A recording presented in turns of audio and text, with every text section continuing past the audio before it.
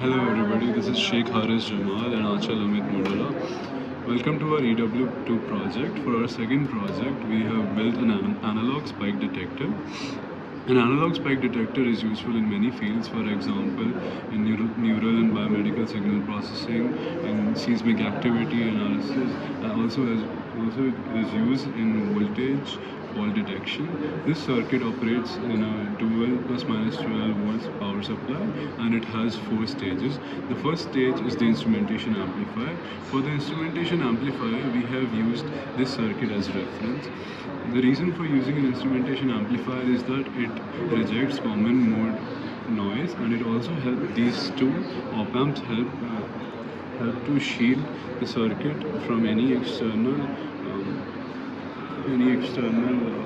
disturbances. Basically, they act as buffers, and the gain of the instrumentation amplifier is also very easy to change, as it mostly depends on this circuit, this resistor right here. For the next stage, we have built an active band pass filter. We have used an active band pass filter because we wanted a sharper roll off. We have used a second order band pass filter so that we could easily change the cutoff frequencies, that are the lower cutoff and the higher cutoff frequencies for the circuit.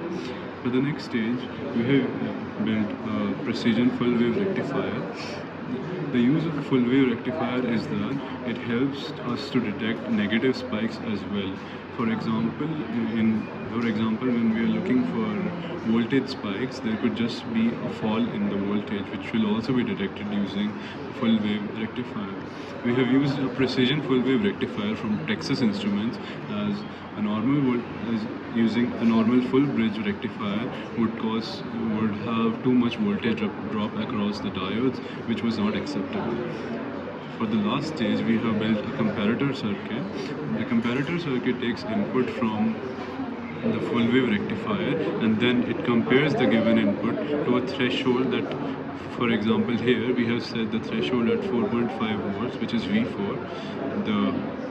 The comparator circuit compares the output of the full wave rectifier to this threshold, and accordingly outputs a digital logic of 0 or 1, which in our circuit is 700 millivolts for 1 and 0 volts for 0.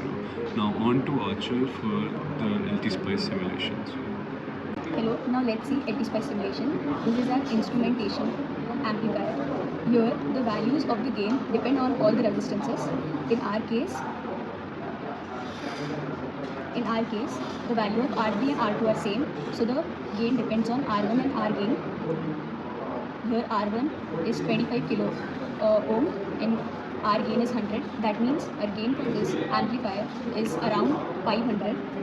We use buffer after this stage for proper impedance, so that there is no impedance mismatch.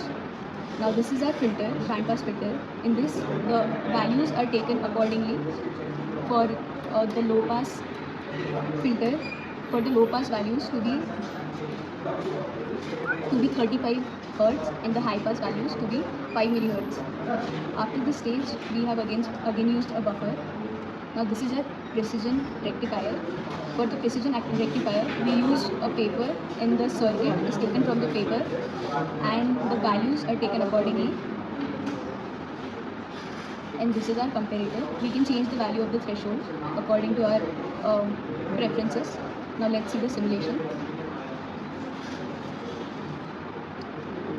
So initially we are giving a sine wave input of 20 millivolt at 20 hertz. This is our this will be our amplification, and that is around 500. The gain is around 500 and the amplitude will be around 10. After the filter stage, it will be the same, but there will be a phase change of 180 degrees. After the filter stage, there is half wave rectification. In half wave rectification, the negative wave gets positive, and at last there is the output. Here, as you can see,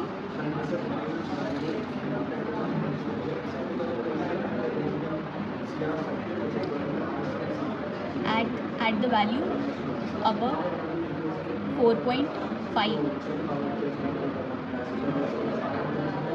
4.5 volt, it shows 1, and below that it shows 0. We also have used it for different wave input. That could be a spike. This is our input. A random spike with the spikes of 10 millivolt, 4.8 millivolt, minus 20 millivolt, 15 millivolt, and minus 3 millivolt. This is our spikes, the input, and then this is our amplified, which gives again phase difference of 180. After that, this is our filter, which again gives phase difference of 180, so that it is the same spikes but the amplified one. And then this is our rectifier. It rectified the negative spikes, and then we compare it. So here you can see that above 4.5 it shows 1, and below that it shows 0. So this is our frequency response analysis, and here as you can see the highest magnitude was 53.9, and at 50.9 we get 4.8 millihertz and 33.6 millihertz, that is near 5 millihertz, and 35 millihertz, that was our range. Okay, for the hardware simulations, we're giving a sinusoid input of 20 Hz and 20 millivolts peak to peak. And let us check how the instrumentation amplifier responds to it. This is the instrumentation amplifier, the first 3 op amps, and here is the input versus output. The input is in yellow. As we can see, the peak to peak is around 34 millivolts, and the output is in green, which is around 16 volts. This comes out to be, the gain from this comes out to be around 480, which matches our simulations of around 500 millivolts gain.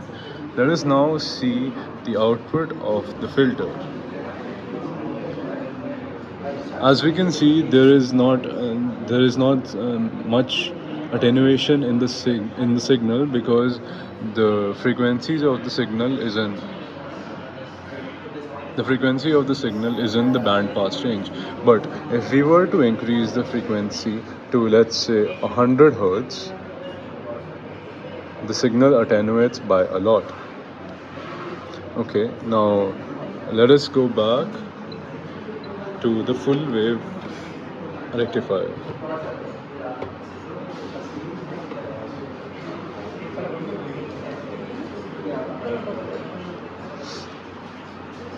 Now, a full wave rectifier that we have used is here. We have used 2 op amps and 2 diodes for the rectifier, and the signal in the green is the output for the full wave rectifier. As we can see, there is no voltage drop across the negative rectified voltages, which is a major advantage to the implementation that we are using. Now on to the comparator.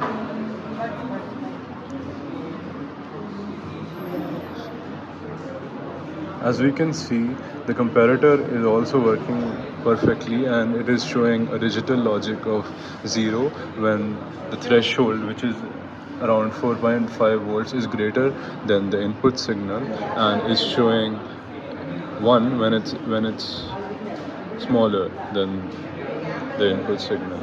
We can easily change the threshold of our comparator circuit, and this will increase the width of our logic 1, and we can also increase our threshold, which will show our 0 logic for most of the way.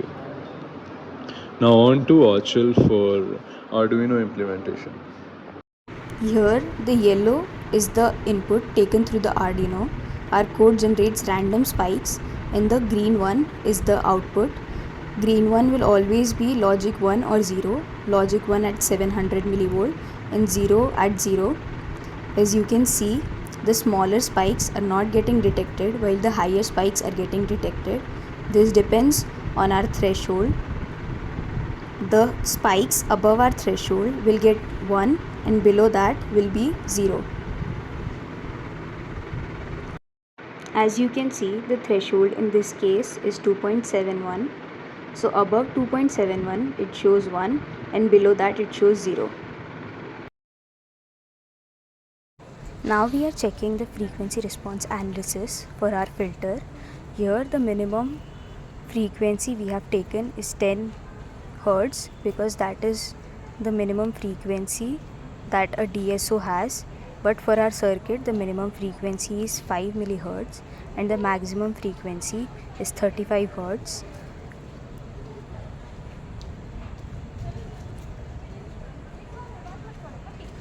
So this is our FRA. Thank you.